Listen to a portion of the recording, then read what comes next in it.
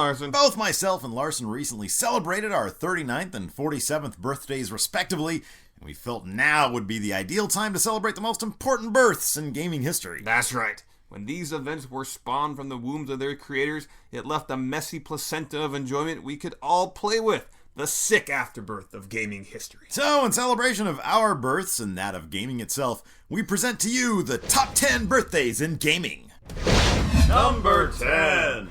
December 42nd, 1974. The birth of Pong. Dawn of Pong. The dawn of Pong. Okay, so we don't know the real date it dropped. We just know late 1974 was when Nolan Bushnell released the home version of the Pong system. Millions of kids across the land, or thousands or hundreds, I don't really know how many of them could afford Pong's alleged $8 million price tag, thrilled at the prospect of two white bars hitting a little white square across a vast black space. Pong still lives on today, on iPhones and Androids across the land. Bought by people who want about 2 minutes of intense gaming action. Worst 99 cents spent ever. We're the best. We're the best. Number 9. October 14th, 1977. The birth of the Atari 2600. The first cartridge-based home console actually took some time to catch on, as it didn't really start reaching audiences on a mass level until 1979, 2 years after its release. But then it blew up big time, bringing Asteroids, Pac-Man, Custer's Revenge, all those into living rooms everywhere. Ah, highly offensive Native American rape crimes. Perfect for your holiday season. Number 8. December 3rd, 1994. PlayStation drops. Wait, there was a PlayStation before the PS3? Yeah, I was surprised by that too. Very confused, but evidently the PlayStation was actually the result of a partnership between Sony and Nintendo to develop a disc-based system. So in another world, we would have seen the dawn of the Wii Station a few years back, followed by the Play U at this year's E3. Or the NPS 64X. That kind of sounds like a set of exercise DVDs. Plyometrics for the win. Playometrics for the win. Number 7. November 15th, 2001. The birth of the Xbox. The day that Microsoft's DirectX team took a couple of Dell laptops, made them has sex with a variation on the Windows operating system, put in some delicate whiteboard math, and boom! Here we are, 10 years later, we have Xbox Live, a hub for tweeners to extol their most racist, sexist, and violent virtues upon the online gaming world. Congratulations, Microsoft. Yeah, good on you. Number 6. May 11th, 1995, the first E3. With a launch show that boasted 80,000 plus attendees, the first E3 was the most successful first convention ever. Held to coincide with the release of the Sega Saturn, announcements for the PlayStation, Virtual Boy, and Neo Geo, and a bunch of other stuff. Before E3, developers relied on handmade zines to get their info on gaming tech, much like punk music spread their own news. That's not really true, Steve. They went to shows like CES and other tech shows to trade industry knowledge.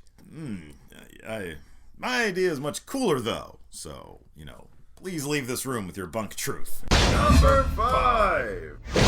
June 6, 1984. Tetris was released. Alexei Pajitnov created Larson's favorite game in the 1984 after mashing two of his favorite things together.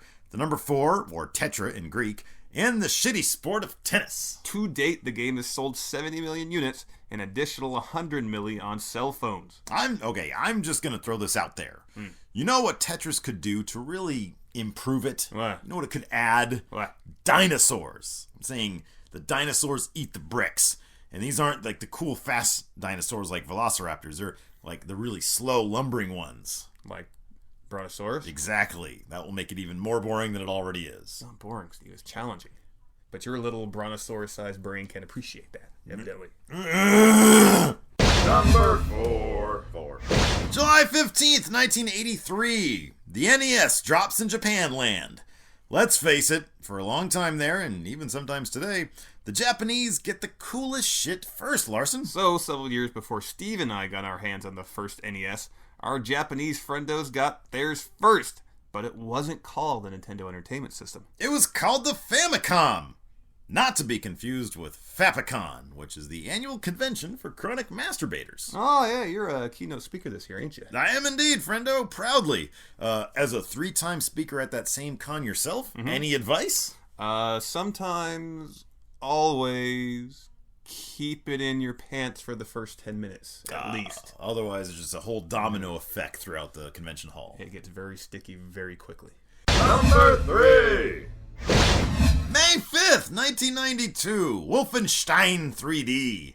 Show me the Carmack. John Carmack popularized the FPS on this date, launching a revolution in the way video games were perceived and developed. No longer a third-person observer, now gamers could be the character, or get as close to being them as possible anyway.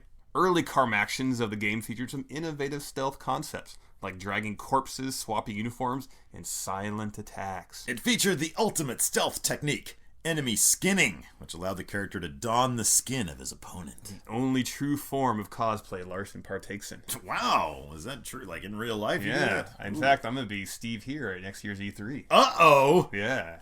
Number 2.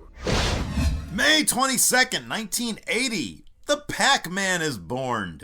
Again, the Japanese get the cool shit first, man. Based on Steve and I's favorite pastime, eating, Pac-Man was originally going to be called Puck-Man. But then Namco figured that a-hole gamers would take to erasing the curve in the P, renaming it Fuckman. Which would have tread on our trademark for that very name. Steve and Larson's Fuckman coming to the Fapicon soon. I can't wait. Number 1.